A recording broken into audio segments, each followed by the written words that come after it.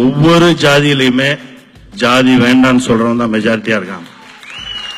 அவெல்லாம் அமைதியா இருக்கிறதுனாலதான் சில சில்லறைங்க சத்தம் ரொம்ப பெருசா கேட்டுட்டு இருக்கு. அது அழியும், ஒளியும், ஜாதியை உடைப்போம். அடிமை என்பதை அவனுக்கு கற்பி அவன் கிளந்துடுவான்னு சொல்லியிருக்காங்க. ஆனா அடிமை என்பதை கற்பிச்சு ரொம்ப நாள் ஆச்சு. நமக்கு இன்னும் நம்ம கிளம்பவே இல்லை. தமிழ்நாட்டுல மட்டுமே தோராயமா 463 ஜாதி இருக்கு. அதுல ஒவ்வொரு ஜாதிக்குள்ளேயும் 7 கிளை ஜாதி இருக்கு. ஒரு கிளை ஜாதிக்கு 10 தலைவர் இருக்கான். அந்த 10 பேத்துக்குள்ள 1008 கருத்து வேறுபாடு இருக்கு. இந்த முரண்பாட்டுக்குள்ள எங்க இருக்கான் தமிழன்? ஜாதி வேண்டாம் அப்படின்னு சொல்றவங்களே ஒரு ஜாதிக்கு தலைவனா தான் இருக்காங்க. இதுதான் நம் சூழல். ஜாதிகள் இல்லடி பாப்பா அப்படின்னு சொல்லித்தர பள்ளிக்கூடத்துல ஜாதி என்னன்னு கேக்குறான். இதுதான் நம்ம முரண்பாடு. கையால் மலமல்லும் இழிவு அப்படின்றது இன்னையும் தொடரக்கூடாது. இதை முடிவு கட்டணும் அப்படின்றது நம்மளுடைய நோக்கம், எல்லோருடைய நோக்கம். ஒரு 5 நிமிஷம் ஒருத்தட்ட பேசினாலே ஒண்ணு அவங்க ஜாதி சொல்லிடுறாங்க, இல்லைன்னா நாம என்ன ஜாதின்னு கேக்குறாங்க. அப்படி ஒரு கேவலமான சூழல்ல தான் அங்க வாழ்ந்துட்டு.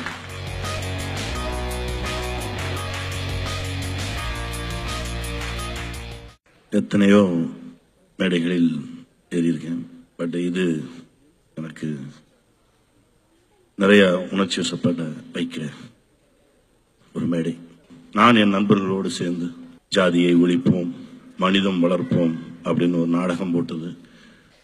அந்த நாடகத்துக்காக சுற்றி வளைக்கப்பட்டு ஆதிக்க ஜாதியினராலும் மேல் ஜாதி என்று சொல்லிக் கொள்பவர்களாலும் நாங்கள் துரத்தப்பட்டோம். அன்னைக்கு திருப்பி அடிக்க சக்தி இல்லை. ஆனால் இந்த படைப்பின் மூலமாக எங்களை துரத்திய ஒவ்வொருவர் முகத்திலும் காரி துப்பிய சந்தோஷம் எனக்கு. ஒரு 5 நிமிஷம் ஒருத்தட்ட பேசினாலே ஒண்ணு அவங்க ஜாதி சொல்லிடுறாங்க, இல்லைன்னா நாம என்ன ஜாதின்னு கேக்குறாங்க. அப்படி ஒரு கேவலமான சூழல்ல தான் அங்க வாழ்ந்துட்டு. இல்லைன்னா கை கொடுக்கும் போதே தன்னுடைய பேருக்கு பின்னால் ஜாதியை சேர்த்துக்கிட்டு கை கொடுக்கறவங்க தான் நிறைய பேரை பார்த்திருக்கோம். பள்ளிகளுக்கு போனா ஒரு ஆசிரியர் சொல்றாரு, சார் ஒரு குறிப்பிட்ட கலர் கயிறு கட்டியிருக்காங்க சார், அவங்க ஒவ்வொருத்தரும் ஒவ்வொரு ஜாதியா பிரிஞ்சுதான் சார் இருக்காங்க அப்படின்னு சொல்றாரு. பள்ளியில் மட்டுமல்ல, கல்லூரிக்கு போனாலும் கல்லூரியிலும் இதே நிலை. எதை நோக்கி போயிட்டு இருக்கோம் அப்படின்ற ஒரு வலி, ஒரு பெரிய வேதனை. ஜாதியை மீண்டும் கையில் எடுப்போம், ஒரு பெரிய படைப்பு படைப்போம் அப்படின்னு சொல்லி ஒரு போராட்டத்துக்கு ஒரு ஆய்வு புத்தகத்தை எடுத்தோம். தென்னிந்திய குலங்களும் குடிகளும் அப்படின்னு ஒரு புக்கு, 7 வால்யூம். எனக்கு தஞ்சை பல்கலைக்கழகத்திலிருந்து அனுப்புறாங்க. எடுத்து ஆய்வு செய்யும் போது தமிழ்நாட்டில் மட்டுமே தோராயமா 463 ஜாதி இருக்கு. அதுல ஒவ்வொரு ஜாதிக்குள்ளேயும் 7 கிளை ஜாதி இருக்கு. ஒரு கிளை ஜாதிக்கு 10 தலைவர் இருக்கான். அந்த 10 பேத்துக்குள்ள 1008 கருத்து வேறுபாடு இருக்கு. இந்த முரண்பாட்டுக்குள்ள எங்க இருக்கான் தமிழன்? எங்க இருக்கான் மனுஷன்? ஜாதி வேண்டாம் அப்படின்னு சொல்றவங்களே ஒரு ஜாதிக்கு தலைவனா தான் இருக்காங்க. இதுதான் நம் சூழல். ஜாதிகள் இல்லடி பாப்பா அப்படின்னு சொல்லித்தர பள்ளிக்கூடத்துல ஜாதி என்னன்னு கேக்குறான். இதுதான் நம்ம முரண்பாடு. இதையெல்லாம் ஒழிக்கணும் அப்படின்னா மீண்டும் இளைஞர்கள் எழ வேண்டும். இளைஞர்கள் கையில தான் இருக்கு. இளைஞர்கள் தான் ஒழிக்க முடியும். ஏன்னா இந்த ஆய்வுல ஒரு விஷயம் கண்டுபிடிச்சோம், ரொம்ப சந்தோஷமா இருந்தது. ஒவ்வொரு ஜாதியிலையுமே ஜாதி வேண்டான்னு சொல்றவங்க தான் மெஜாரிட்டியா இருக்காங்க. அவெல்லாம் அமைதியா இருக்கிறதுனாலதான் சில சில்லறைங்க சத்தம் ரொம்ப பெருசா கேட்டுட்டு இருக்கு. அது அழியும், ஒளியும், ஜாதியை உடைப்போம், மனித நேயத்தை வளர்ப்போம், வெல்வோம். எல்லோருக்கும் வணக்கம். ரொம்ப மகிழ்ச்சியா இருந்தது இந்த நிகழ்வு. அந்த நிகழ்வுக்கு வந்த எல்லா தோழர்களுக்கும் பெரிய நன்றியை தெரிவிச்சுக்கிறேன்.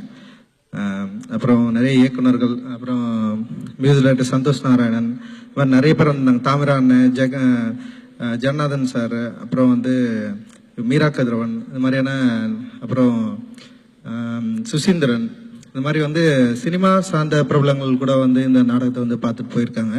இதோட நோக்கம் அப்படின்றது ரொம்ப சின்னது, ரொம்ப எளிமையானது தான். எங்களுடைய வலியை மற்றவங்க புரிஞ்சுக்கணும் அப்படின்றது தான். வலி என்பது இந்த சாதிய வலி ரொம்ப கொடுமையான வலி. அந்த வலியை ஒரு ஒடுக்கப்பட்ட சமூகத்துல மட்டும் பிறந்தா மட்டுமே அனுபவிக்கக்கூடியது கிடையாது. நீங்களும் இதை அனுபவிங்க அப்படின்றது தான் நம்ம ஆர்ட் மூலமா சொல்ல நம்ம ட்ரை பண்ணிட்டு இருக்கோம்.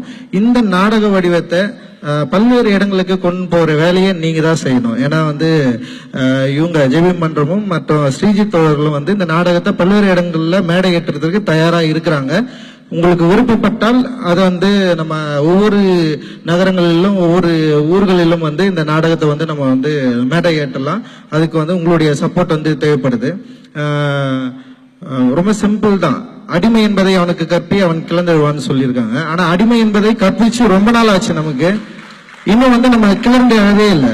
தொடர்ந்து வந்து நான் அடிமைன்னு சொல்றதுல இல்ல நம்முடைய உரிமை யாருக்கிட்ட போயிட்டு கேட்கிறோம் அப்படின்றது வந்து நிறைய கொஸ்டின் இருக்கு. உரிமை உணர்த்துக்கிட்ட கேட்க வேண்டிய அவசியமே கிடையாது. என்னுடைய உரிமை நான் இப்படி இருக்கணும் அப்படின்றத நான் என்னுடைய வாழ்வின் அடிப்படையில் நான் இதை செயல்படுத்துவேன் அப்படின்றதுதான் நமக்கு தேவையான ஒரு அவசியமான ஒரு இந்த நேரத்துல ஒரு கொள்கையா முடிவா நம்ம எடுக்க வேண்டியது இருக்குன்னு நான் நினைக்கிறேன். உரிமையை நாம எடுத்துக்கலாம். உரிமை எனது உரிமை. ஓகேவா? இதுதான் நான் உங்ககிட்ட நான் சொல்றது. தயவு செஞ்சு இந்த பிரச்சனை கையால் மலமல்லும் இழிவு அப்படின்றது இன்னியும் வந்து தொடரக்கூடாது. இதை முடிவு கட்டணும் அப்படின்றது வந்து நம்மளுடைய நோக்கம், எல்லோருடைய நோக்கம். இதை எல்லார்கிட்டையும் டிஸ்கஷன் ஓபன் ஆகணும்ன்றது மட்டும்தான் இதோட முக்கியமான நோக்கமே. டிஸ்கஷன் மட்டுமே தான் இது பல்வேறு இடங்களுக்கு கொண்டு போய் சேர்க்கும், பெரிய அழுத்தத்தை கொடுக்கும். இப்போ திவ்யா பாரதி இயக்குன கக்கூஸ் வந்து பெரிய அளவு ரீச் இருக்கு இன்னைக்கு அந்த டாக்குமெண்ட்ரி. ஏன்னா ஆர்ட்டுக்கு மட்டுமே தான் மிகப்பெரிய வலிமை இருக்கு. இந்த சமூகத்தை மாற்றக்கூடிய ஒரு மாற்றத்தை உருவாக்கக்கூடிய அளவுக்கு ஆர்ட்டுக்கு மிகப்பெரிய வலிமை இருக்கு. அந்த ஆர்ட்டை நம்ம பயன்படுத்திக்கணும் அப்படின்றதுதான் நீலம் ப்ரொடக்ஷனோட மிக முக்கியமான எண்ணம். அதன் அடிப்படையில தான் நாங்க இவங்க ஜெயராணி கூட சேர்ந்து ஒர்க் பண்ணோம். அதனால இந்த ஆர்ட்டை நம்ம கையில் எடுப்போம். ஆர்ட்டின் மூலமா மாற்றத்தை நம்ம நிறைவேற்றுவோம், மாற்றத்தை உருவாக்குவோம். மாற்றம் வந்தே தீரும். நம்முடைய உரிமையை நம்ம கையில் எடுப்போம். மகிழ்ச்சி.